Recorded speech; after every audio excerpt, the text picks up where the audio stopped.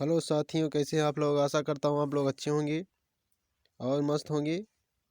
जैसा कि आप लोग जान रहे हैं कि हम रीजनिंग के टॉपिक को लगातार करवा रहे हैं और हिंदी के टॉपिक को करवा रहे हैं। तो ठीक आज जो है रीजनिंग का जो टॉपिक है वो है शब्द वर्गीकरण का, यानी वर्ड क्लासिफिकेशन का।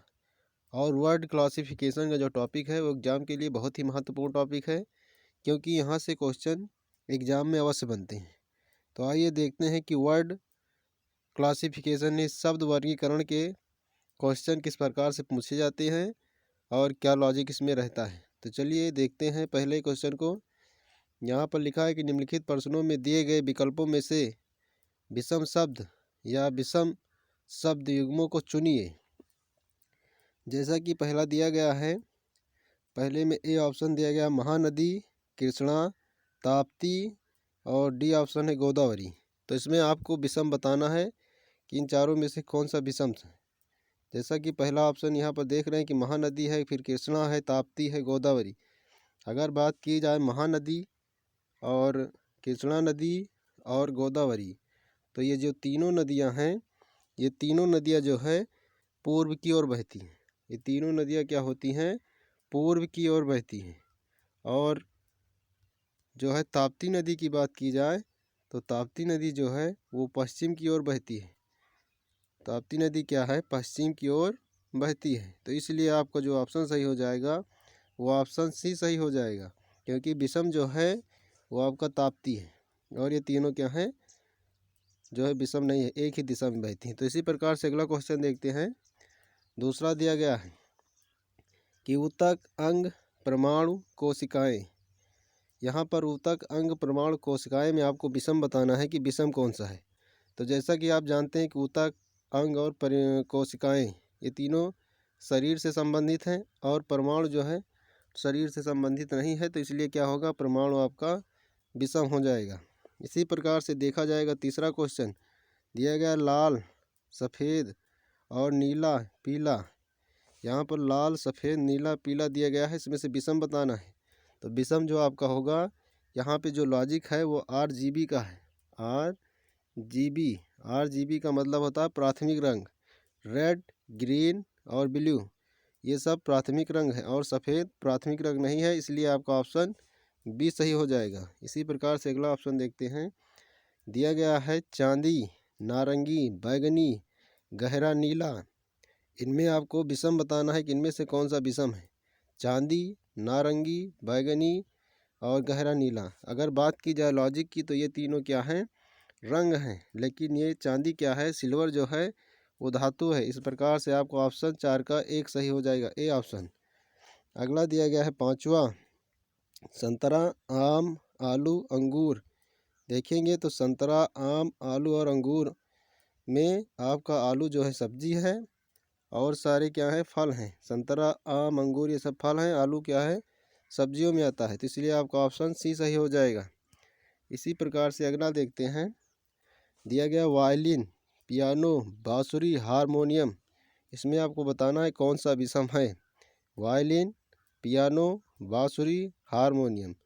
अगर बात की जाए तो वायलिन और उसके बाद पियानो और बांसुरी, हारमोनियम।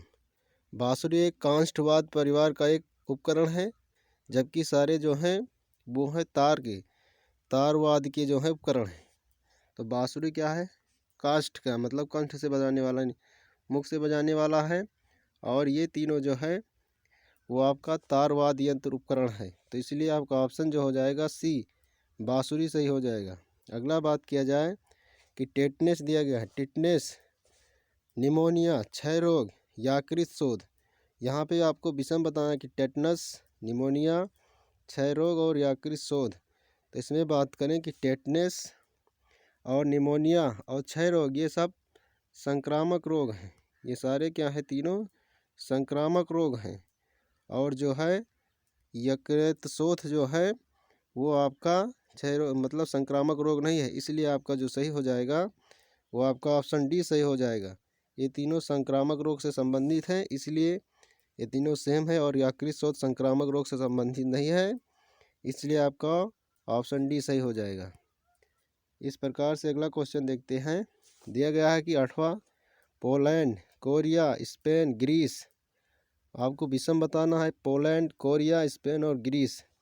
अगर बात की जाए पोलैंड, स्पेन और ग्रीस की, पोलैंड की बात की जाए, पोलैंड, स्पेन और ग्रीस, ये तीनों जो हैं यूरोपीय देश हैं। ये तीनों क्या हैं? यूरोपीय देश हैं। यूरोपीय देश, ये सब तीनों यूरोपीय देश में आते हैं। और कोरिया जो है एशिया में आता है। कोरिया आपका एशिया में आता है, इसलिए आपका क्या है, बी ऑप्शन सही होगा यहाँ पर। इसी प्रकार से अगला देखते हैं। अगला दिया गया है ध्रुव तारा, नाइकी, क्रैक्स, फिनिक्स। तो यहाँ पे बात की जाए, विषम की बात की जाए, तो जो नाइकी है, नाइकी एक कंपनी है, तो ये अमेरिका की कंपनी है, इसलिए यहाँ पर नाइकी जो है विषम है। इसी प्रकार से अगला देखते हैं। अगला दिया गया है कि रेडियम, सोडियम, यूरेनियम, थोरियम, इनमें से आपको बताना है कौन सा एक जो है विषम है। Radium, sodium, uranium, thorium. तो बात की जाए सोडियम, सोडियम एक क्षारीय धातु है। सोडियम क्या है? एक क्षारीय धातु है। सोडियम जो है एक क्षारीय धातु है, क्षारीय धातु है। इस प्रकार से आपका जो सही हो जाएगा वो सही हो जाएगा आपका बी। और आगे देखेंगे 11वां number potassium, gallium, germanium, zirconium. इसमें दिया गया है पोटेशियम, गैलियम, जर्मेनियम, जर्कोनियम। तो आपको बताना है इसमें से विषम कौन है। अगर पोटेशियम की बात की जाए तो पोटेशियम क्या है? ये एक सुचालक है। और ये इसमें क्या है, अगर और सारे क्या हैं, अर्धचालक हैं। अगर अर्धचालक, ये तीनों क्या हैं, ये तीनों जो हैं अर्धचालक हैं, अर्धचालक हैं। और पोटेशियम अर्धचालक नहीं है। अगर बात की जाए अर्धचालक किसे कहते हैं, तो अर्धचालक वह पदार्थ होता है जिसमें चालक और अवरोध के बीच प्रतिरोधकता होती है। तो इस प्रकार से आपको ऑप्शन जो है पोटेशियम ए सही हो जाएगा। 11वें का ए सही है। आगे देखते हैं। सांप, 12 नंबर है सांप, मगर, छिपकली, पेंगुइन।